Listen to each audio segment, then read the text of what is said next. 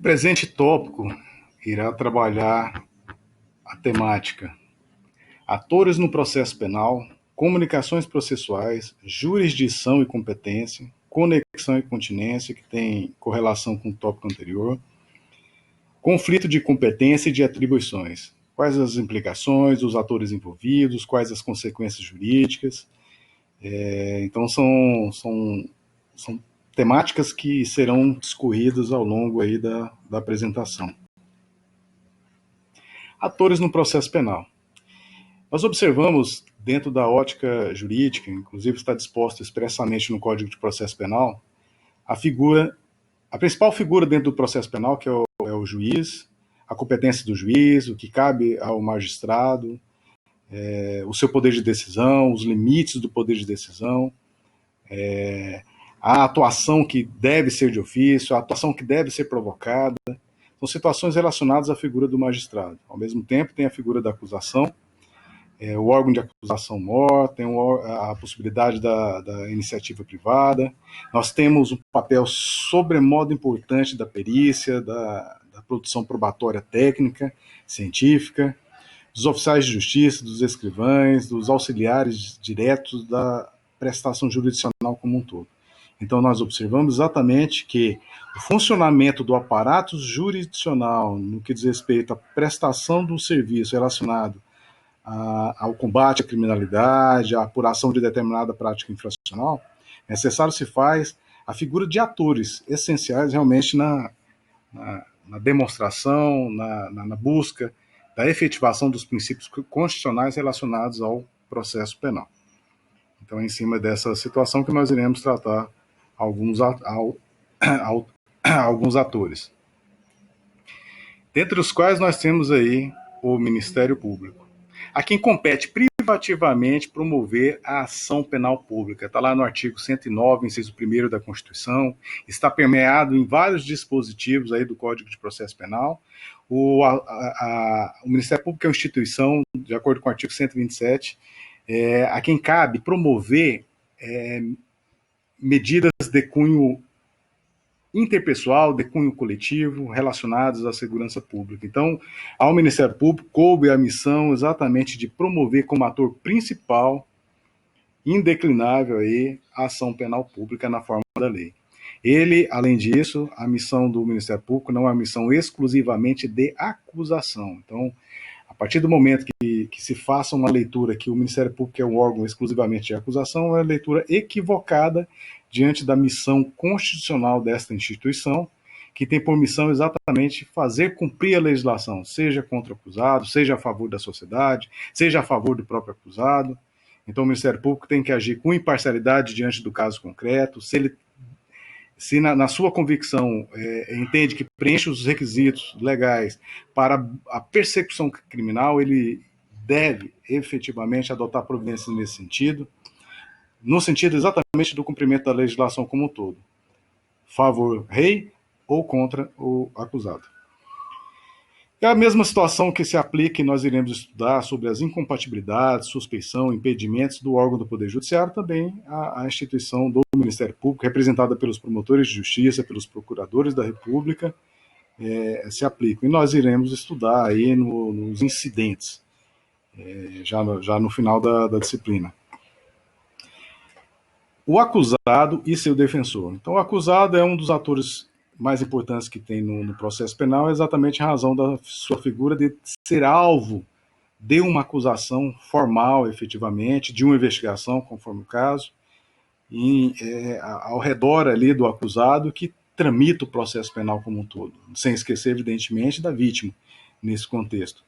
E o seu defensor, que às vezes é defensoria pública, conforme o caso, não tendo condições do acusado ou não querendo se defender.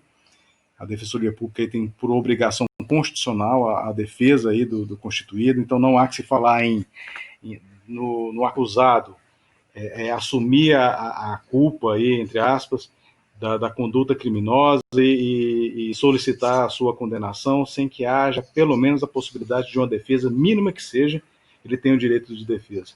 E aí o trabalho dos advogados também são extremamente relevantes aí no contexto da promoção adequada aí do processo penal e, ao mesmo tempo, do exercício do contraditório e defesa, que são consectários do devido processo legal. Então, é essencial a figura da defesa técnica, do advogado, do defensor público aí no processo penal.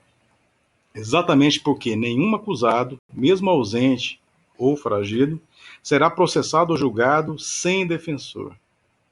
No caso do acusado menor, é polêmico esse menor, entre aspas, até porque o Código Civil de 2002 estabeleceu uma diferenciação daquele que é considerado menor de 18 anos para o maior de 18 anos. Então, numa readequação, o maior de 18 anos, independente de uma situação ou outra, ele deve ser assistido por advogado e deve ser acompanhado, se for o caso aí, numa situação aí de ser maior de 18 anos, nesse contexto aí da acusação. Pois bem, defensor. Pode acontecer a situação de um defensor ser nomeado pelo juiz, não ser concursado, não ser do cargo da Defensoria Pública. Então, existem situações que advogados são nomeados para determinado caso concreto, são os advogados que promovem a defesa ad hoc, com direito a honorários que serão arbitrados pelo juiz, mas obrigado a prestar o serviço sob pena de multa. Então é uma multa de réis à época, mas é polêmico, tendo-se em vista que alguém é obrigado a fazer ou deixar de fazer algo se não é em virtude de lei. E essa lei, no contexto do que ela foi feita, né, numa análise pré-constitucional pelo Código de Processo Penal, nós poderíamos exigir uma atuação incisiva do advogado, e qualquer advogado. Como é que fica realmente essa escolha aí do profissional que pode atuar em determinado caso concreto? Mas existem situações, por exemplo, de voluntariedade, advogados que atuam voluntariamente para determinada causa, ajudar a prestação jurisdicional. Então, existem situações aí de atuação de bom grado aí dos advogados que não pode ser negligenciada. Em todo caso, existe a possibilidade de receber honorários, né, no caso do acusado aí que tenha condições financeiras, mesmo ele estando ausente. Pois bem, então essa situação aí do estabelecimento de multa é questionável. Outra situação interessante de ser argumentada é exatamente para que seja nomeado como defensor de determinado acusado, o indicado em si, ele pode efetivamente declarar-se impedido de atuar naquela causa, mas tão somente até a abertura da audiência. Esse é o momento mora aí para suscitar essa causa que pode auxiliar aí no fato dele não trabalhar naquele caso concreto. Então, são situações essas que deverão ser ponderadas aí pelo órgão do Poder Judiciário, evidentemente que com a provocação do interessado. Assistentes do Ministério Público. O ofendido ou representante legal, ou em morte ou ausência declarada, o cônjuge, ascendente, descendente ou irmão, após a oitiva do Ministério Público, cuja decisão não cabe recurso. Até o trânsito julgado da sentença poderá propor prova, após ouvido o Ministério Público, fazer perguntas, participar do debate e arrazoar recursos do Ministério Público. Então, existem situações que a família, por exemplo, contrata advogado para auxiliar, atuar como assistente do Ministério Público, mas não é subordinado ao Ministério Público. Ele tem uma atuação paralela que a legislação entendeu como relevante exatamente para contribuir, auxiliar realmente a acusação propriamente dita. Funcionários da Justiça, todos que atuam direto ou indiretamente na prestação jurisdicional, se aplicam as exceções de incompatibilidade, impedimento e suspeição dos juízes, desde que tenha atuação direta ali no exercício do Poder Judiciário. Em relação aos peritos e intérpretes,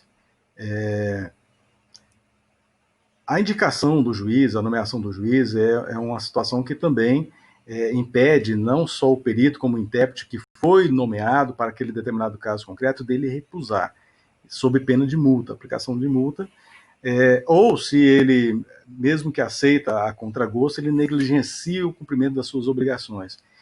Ao mesmo tempo, a partir do momento que é nomeado perito ou mesmo intérprete, deve prestar o juramento de cumprir as suas missões, as suas responsabilidades, com zelo, observando a legislação aplicável. Essa é a exigência, evidentemente que com direito à contraprestação pecuniária. Então, são situações aí similares ao advogado que é indicado para atuar em determinada causa concreta.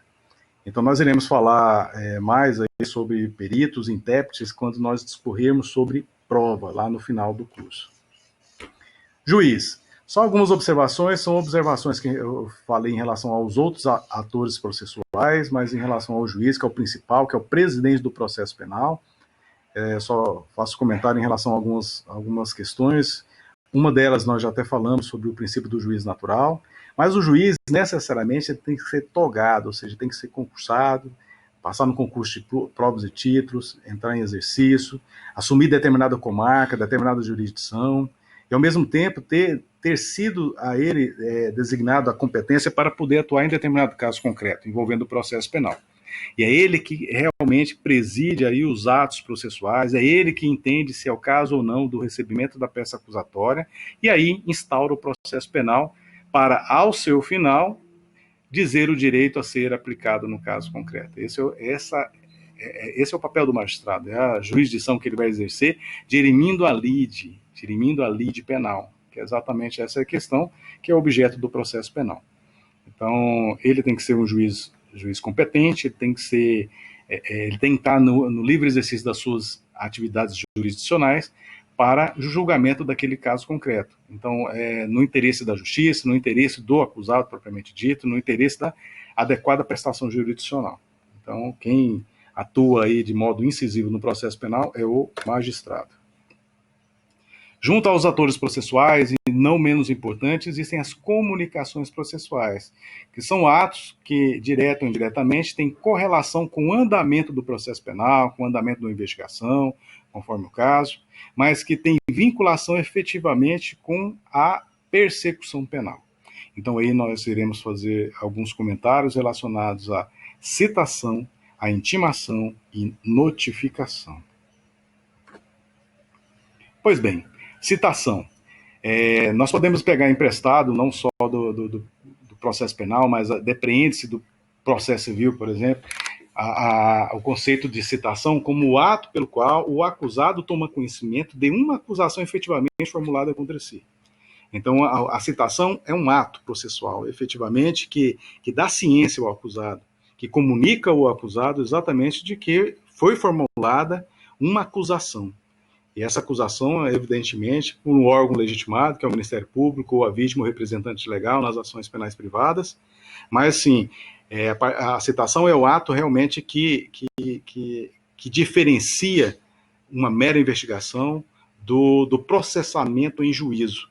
Ou seja, é a partir desse momento, do momento do acusado citado, é que deflagra-se, instaura-se ali a relação processual, integrando o acusado aí na peça acusatória, integrando o acusado aí no processo penal.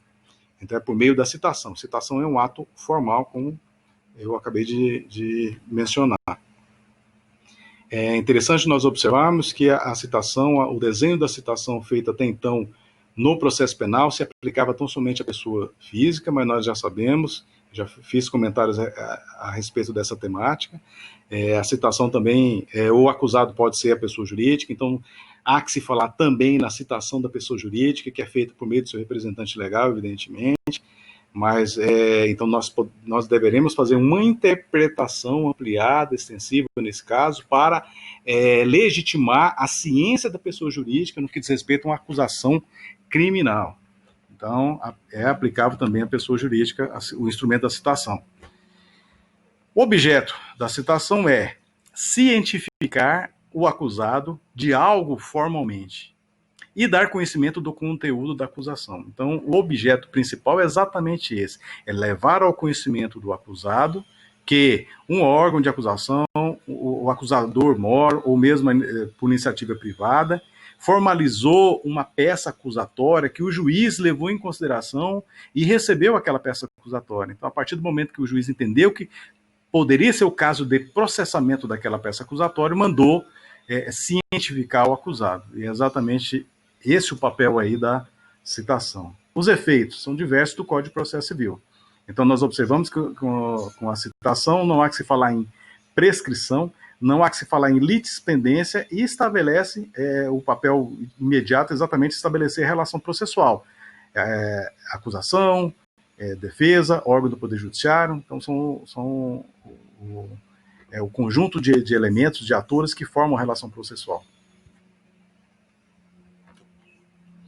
Classificação da citação. A citação ela pode ser direta ou indireta. A citação direta, ou pessoal, ou real, ou in facem, ela pode ser exatamente por mandado, que é o mais comum, a imagem que nós mostramos no início.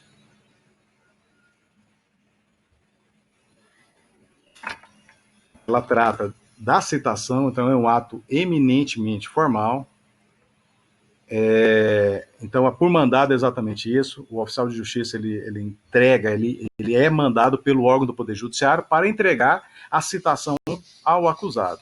Então, é por meio de mandado. Mandado é o documento em si que é traduzido ali pela citação. Então, fala assim, mandado de citação. Então, a direta é exatamente essa, é entregar diretamente para o acusado, pessoa física ou mesmo jurídica, via de seu representante legal. Mas também nós podemos falar em citação por precatória. A precatória é exatamente a possibilidade que tem um acusado, por exemplo, de residir em uma outra comarca, uma outra jurisdição, em uma outra região, em um outro estado, por exemplo, de tomar conhecimento da acusação contra si formalizada. Por meio exatamente do quê? O juízo que tramita o processo penal, ele expede uma carta precatória, ele é o deprecante, para o órgão do Poder Judiciário deprecado da circunscrição da residência do acusado, por exemplo, para que esse juízo deprecado determine exatamente que um oficial de justiça entregue o mandado de citação para o acusado lá naquela circunscrição. Então, a precatória é exatamente o meio. Busca-se auxílio de um outro órgão do Poder Judiciário para que ele, como longa-manos, ele possa exatamente cumprir o papel que não pode ser feito diretamente, tendo-se em vista o acusado estar em uma outra localidade. Ela pode ser regular, que é exatamente essa que eu comentei, ou itinerante. Por exemplo, se a partir do momento que o órgão do Poder Judiciário deprecado, ele toma conhecimento que o acusado evadiu-se do local, está residindo em uma outra localidade, que é comarca, por exemplo, contígua, ou de outra região, ou de outro estado, ele faz exatamente o que? Ele faz a remessa também daquela carta precatória para que o outro órgão do Poder Judiciário cumpra. Então ela é itinerante até chegar ao seu destino, e não deixa de ser citação direta. A carta rogatória é como se fosse rogar mesmo, a pedido do juízo estrangeiro, cumprimento no Brasil em relação a alguma situação que envolve a prática de alguma infração penal. Então, nós observamos a possibilidade também da citação ser feita por meio de rogatória. Então, quem cumpre é a Justiça Nacional, a pedido do juízo estrangeiro. Nós temos a carta de ordem, que é a citação por meio da carta de ordem, que é exatamente aquela em que o órgão superior aí envolve, por exemplo, o Superior Tribunal de Justiça, o Supremo Tribunal Federal, que determina que um órgão tido como inferior, mas não há hierarquia entre os entes, mas é só na disposição tópica dentro da organização judiciária na Constituição. Então, esse é o exemplo que eu coloquei, o Superior Tribunal de Justiça expede uma carta de ordem para ser cumprida pelo Tribunal de Justiça do Estado de Roraima. Isso é muito comum, então é uma forma também de citação direta. No caso da citação indireta, ou ficta, ou presumida, que deve ser levado em consideração como excepcional, por quê? Porque a regra é exatamente a citação direta, ou real. Então, a citação indireta ela pode ser por edital, então tem as formalidades legais em relação à expedição de edital, quando o acusado não é encontrado de modo algum, está em local incerto e não sabido, e esse é o jargão mais utilizado aí na prática do processo penal, e também no processo civil, processo trabalhista.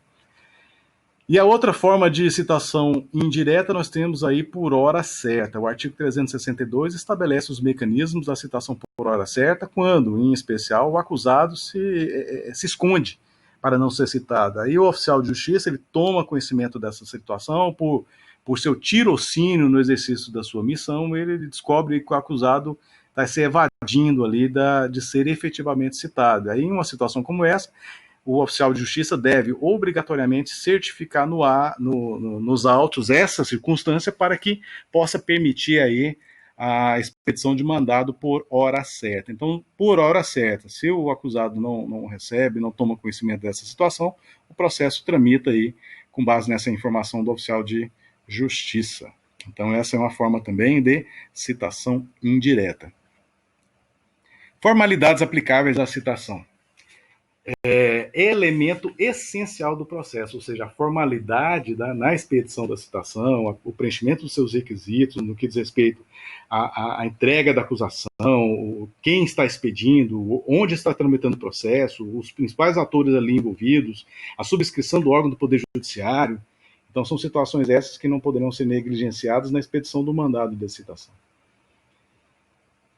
Depende do rito. Então, se observar, aí é uma matéria de processo penal, 2, mais o rito sumaríssimo, que é aplicado do Juizado Especial Criminal, da Lei 9.099 de 1995, simplifica essa possibilidade da citação, que pode ser feita por meio do cartório.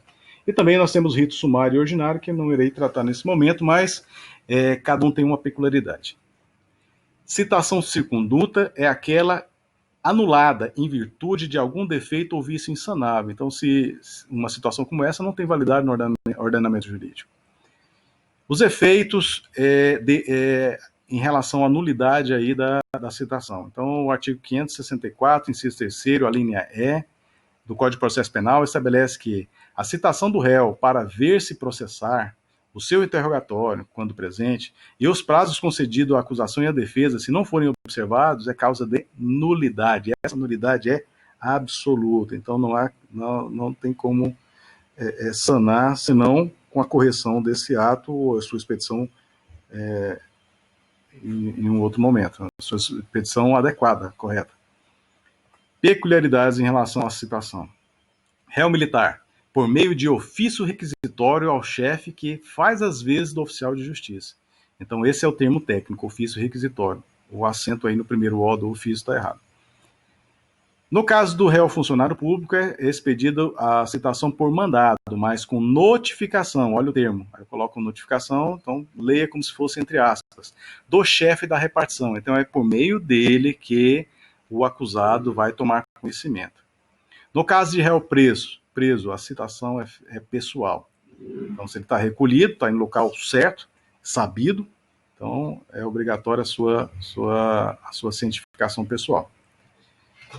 É aplicável aí na citação o Instituto da Revelia. E a revelia está estabelecida no artigo 367 do CPP, que diz o seguinte: o processo seguirá sem a presença do acusado que, citado ou intimado pessoalmente para qualquer ato, deixar de comparecer sem motivo justificado, ou, no caso de mudança de residência, não comunicar o novo endereço. É uma situação pela qual, por um motivo injustificado do acusado, o processo pode tramitar sem a sua presença. Então, esse é o efeito direto aí da decretação da revelia, que tem que ser declarada nos autos pelo órgão do Poder Judiciário, a partir do momento que constata, seja provocado pela parte acusatória, seja pelo assistente de acusação, ou mesmo de ofício, ou mesmo sendo constatado ali por um escrivão do fórum da comarca. Intimação é um outro ato aplicável necessariamente no âmbito judicial, como no âmbito pré-processual, ou seja, antes de se instaurar o processo. E a intimação em si é a comunicação ou ciência de um ato ou termo nos autos, um termo incerto nos autos de processo, se for o caso, processual ou procedimental, já realizado, para que possa fazer, faça ou deixe de fazer alguma coisa. Então, a relação da intimação é exatamente com tomar conhecimento de algo que já ocorreu. Por exemplo, tomar conhecimento de uma decisão dentro do processo penal. Tomar conhecimento de uma sentença dentro do processo penal. Então, isso é intimação. Então, só fala intimação a partir do momento que é para tomar conhecimento de algo que já se efetivou, já se processou, já ocorreu efetivamente. Então, é muito comum nós observarmos a impropriedade da utilização dos termos intimação, citação, notificação, às vezes como se fossem sinônimos e não são sinônimos. Então, a citação da ciência é uma acusação formal. A intimação em si é tomar conhecimento de uma decisão, de algo que seja do interesse da parte, qualquer das partes, dentro do processo, ou de qualquer dos atores processuais envolvidos diretamente. Pois bem, o exemplo que podemos citar é o artigo 370. A consulta eletrônica ao teor da decisão deverá ser feita em até 10 dias corridos, contados do envio da intimação, sob pena de considerar-se intimação automática. Isso é a Justiça Federal do Rio de Janeiro. Então, é um ato normativo lá da Justiça Federal que estabelece esse parâmetro aí para considerar o prazo de fruição aí da intimação para o exercício da defesa, aí, conforme o caso, se insurgir contra qualquer ato aí que seja passivo de recurso, por exemplo.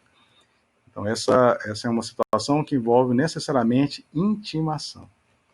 Consequências e nulidades aí da intimação. São exemplos. Então, no Código de Processo Penal existem outros exemplos aplicáveis à intimação, mas esse aqui esse aqui é um dos mais interessantes. A intimação, nas condições estabelecidas pela lei, para a ciência de sentenças e despachos de que caiba recurso, ou seja, é obrigatório não só a publicidade, mas a ciência, por meio da intimação, para que aquela parte que se sinta prejudicada, que seja, entre aspas, sucumbente, que é o termo utilizado para se insurgir contra alguma decisão contrária, possa efetivamente recorrer. Então, a intimação é um ato essencial sob pena de nulidade, que é o que está dizendo o Código de Processo Penal formalmente. Notificação, por sua vez, a notificação diz respeito à ciência para uma pessoa de que há uma determinação do juízo ou não impondo o cumprimento de uma providência, uma conduta a ser exercida ou sobrestada. Então, nós observamos que a notificação em si, muito embora a leitura tenha sido ruim, mas a notificação em si, ela tem o condão exatamente de dar ciência a alguém de que algo vai ser praticado. Por exemplo, notifica-se para comparecimento, para prestar declarações, no caso da vítima, no caso do acusado, para prestar depoimento, no caso das testemunhas, isso na fase policial, isso junto ao Ministério Público, junto ao órgão do Poder Judiciário. Então, a notificação geralmente é para tomar conhecimento de algo que ainda vai ocorrer. A realização de audiência dentro do processo penal, então é notificação. Notifica-se as partes para comparecer em juízo, determinado dia e horário, para a realização da audiência de instrução e julgamento. Isso é um exemplo. Então, no âmbito pré-processual, a notificação da testemunha para comparecer à delegacia de polícia X para prestar depoimento acerca dos fatos apurados em relação ao inquérito policial Y. Então, notificação é exatamente isso. Então, é muito comum nós observarmos exatamente aí essa observação, a confusão que há entre esses termos. É simples. Tem um exemplo aí do artigo 367, mas vários dispositivos aí do Código de Processo Penal trata notificação como se fosse intimação como se fosse notificação. Em algumas situações, no dia a dia, já vi casos aí de notificação servir como se fosse citação, e a citação como se fosse intimação, e vira e mexe. Mas nós sabemos exatamente que a notificação, ela vai para a prática de algo que ainda vai ocorrer. No caso da intimação, é tomar conhecimento de algo que já ocorreu. E no caso da citação, é tomar conhecimento formal de uma acusação que foi contra a pessoa formalizada. Então, essa é a situação. O acento da notificação no final dessa imagem está errado também. 5 flecos. O tio. Pois bem, dando continuidade, o artigo 370 estabelece algumas situações aplicáveis não só a intimações, como às notificações também. No caso do defensor constituído, do advogado, do querelante e do assistente, a sua intimação, conforme o caso de notificação, é por meio de publicação no órgão oficial, ou por meio do escrivão diretamente no cartório, por meio de mandado de intimação, mandado de notificação, conforme o caso, por via postal ou qualquer outro meio. Atualmente nós observamos a possibilidade de vários meios tecnológicos auxiliarem na prestação jurisdicional, incluindo, sob pena de nulidade, o nome do acusado. Então, essa é uma observação que tem que ser feita na expedição dessas comunicações processuais. No caso do Ministério Público e do defensor nomeado, esta intimação, notificação, será pessoal, exceto no caso dos juizados especiais criminais para o defensor. Esse é um recurso do Superior Tribunal de Justiça, em habeas corpus, o número 79148. Aplicável também às intimações e às notificações aquilo que lhe couber no que diz respeito às citações. Okay? Enfim, os termos são distintos, como prevê o artigo 570.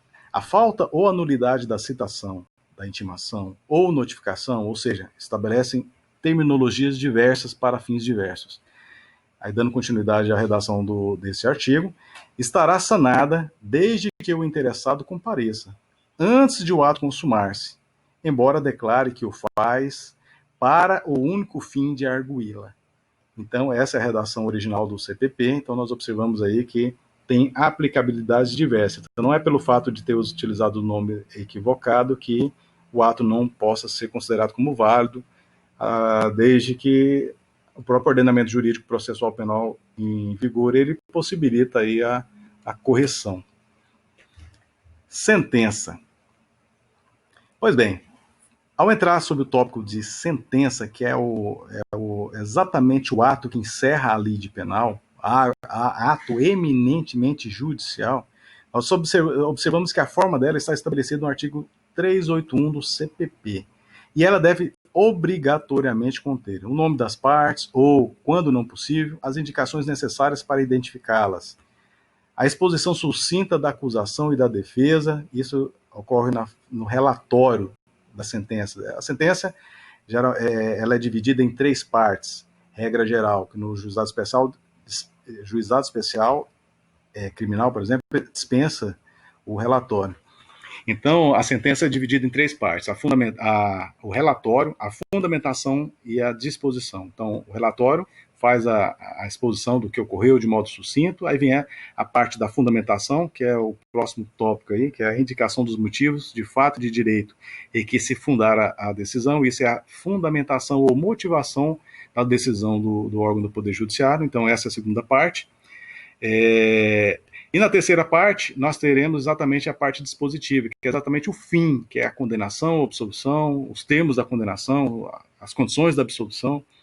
Então, essa é a situação. Então, o órgão do Poder Judiciário tem que também, na sentença, indicar os artigos de lei a serem aplicados, o que ele aplicou efetivamente, e datar e assinar aí a sentença, que é um ato privativo do órgão do Poder Judiciário e ele não pode ser delegado, não pode delegar quem quer que seja. Pois bem, no âmbito do processo penal, nós podemos falar em sentença absolutória ou sentença condenatória, sendo que na sentença condenatória nós podemos observar uma situação interessante, que o órgão do Poder Judiciário pode reconhecer agravantes, embora não tenha sido requerida, não tenha sido alegada pela parte acusatória. Ao mesmo tempo, no que diz respeito à ação pública, o juiz pode condenar, mesmo com pedido de absolvição do Ministério Público, e reconhecer agravantes não alegados, conforme já disse, está até repetido. Então, no que diz respeito às agravantes, no que respeita à ação penal pública, o juiz ele independe do pronunciamento da parte acusatória.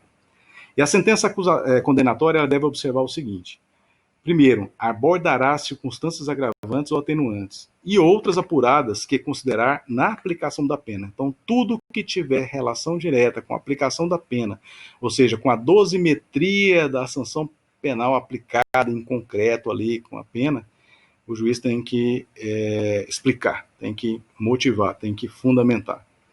Fixará o valor mínimo para a reparação dos danos causados. Quando nós estudamos a ação civil ex delito, um dos efeitos da sentença condenatória poderá ser exatamente estabelecer parâmetro para a reparação civil dos danos causados pelo delito ou pela infração penal.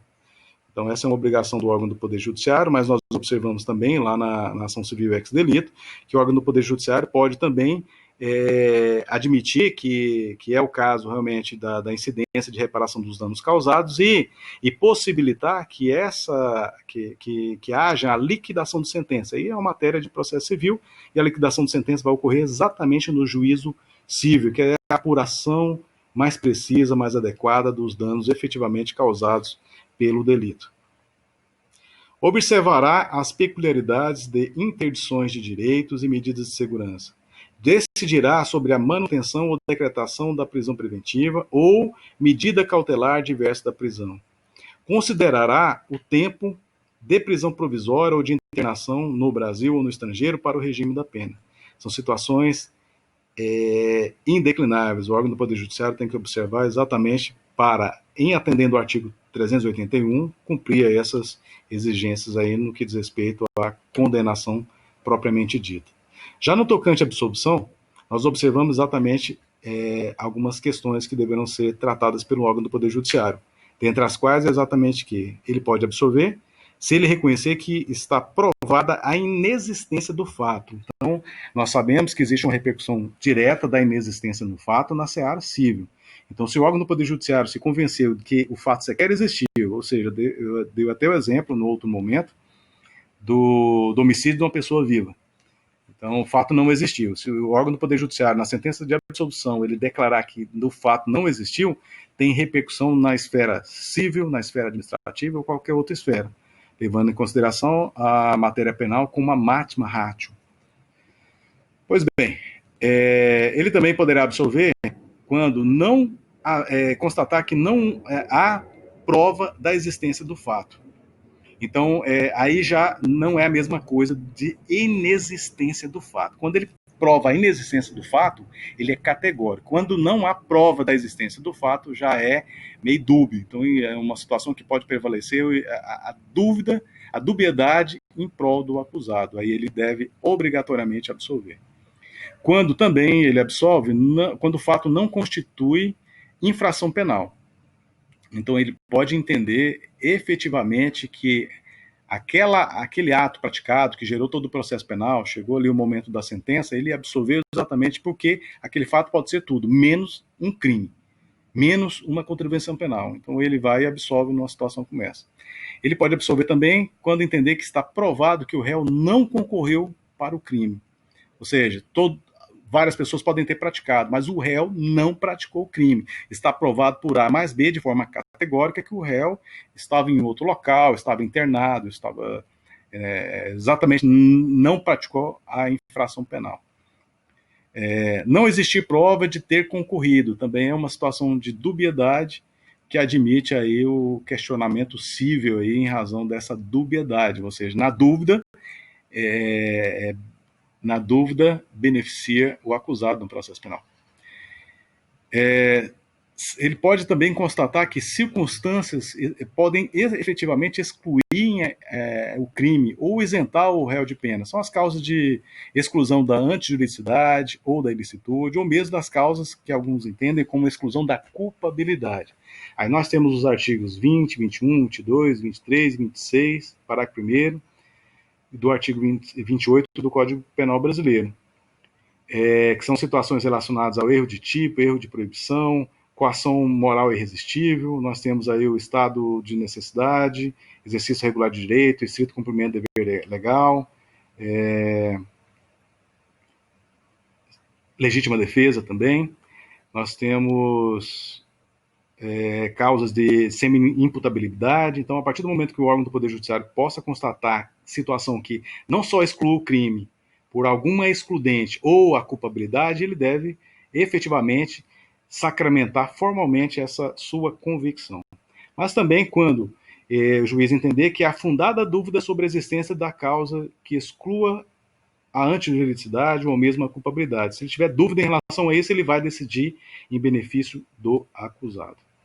Não existir prova suficiente para a condenação. É uma situação que chancela de modo perfunctório exatamente o princípio do indúbio pro réu. determinará, em caso de absolução, se o réu estava preso até aquele momento, e determinará a sua liberdade imediatamente. E cessará todas as medidas cautelares diversas da prisão, porque foi absolvido o acusado. E se o caso, mesmo havendo absolução, no âmbito do processo penal, pode ser aplicável medida de segurança. Medida de segurança, então, tem que ser analisada aí de acordo com a sua peculiaridade, é uma matéria que já deve ter sido observada aí do direito penal.